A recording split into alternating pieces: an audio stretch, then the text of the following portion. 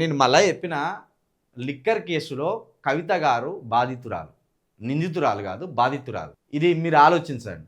తండ్రి సీఎం అయి ఉన్నాడు, అన్న మంత్రి అయి ఉన్నాడు, ఇంకో బంధువు మంత్రి అయి ఉన్నాడు. ఇంతమంది మంత్రివర్గంలో ఉన్నారు, స్వయంగా తెలంగాణ చెరబట్టిండ్లు.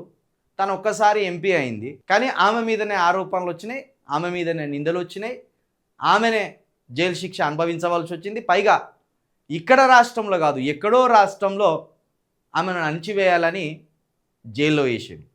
మనం మాట్లాడేటోళ్ళం ఎన్నైనా మాట్లాడతాం. కొన్నిసార్లు ఒక వారం రోజులు జైలు ఉండండి బ్రదర్, తెలుస్తుంది ఆ వేదన ఏంది, ఆ బాధ ఏంది అని.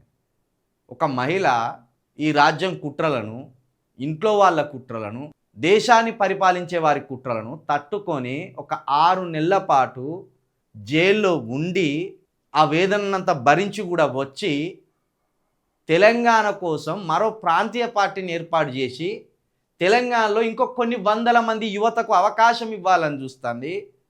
కొన్ని వందల మంది లీడర్లను తయారు చేసే ఒక ఫ్యాక్టరీని తయారు చేస్తుంది. ఇదంతా చూడకుండా మనము అసలు వ్యర్థమైన చర్చను, ఒక వ్యర్థమైన వాదనను చేయడం సమర్థనీయం కాదు.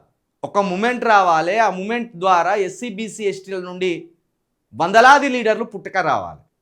రేవంత్ రెడ్డి గారు ఏమన్నారు, ఏ పార్టీ అయినా రెడ్డిల జేబుల్నే ఉండాలంటాను. నేనేమంటానా, ఏ పార్టీలోనైనా మొత్తం ఎస్సీ బీసీ ఎస్టీలో ఉండాలి.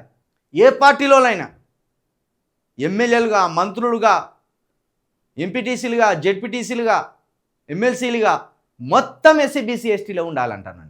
అట్లా ఏ పార్టీ వచ్చినా మీరు ఆ అద్భుతమైన అవకాశాన్ని వినియోగించుకోండి. ఇట్లా వ్యర్థమైన చర్చలు పెట్టి అక్కడనే ఆగిపోతే మనకే నష్టం.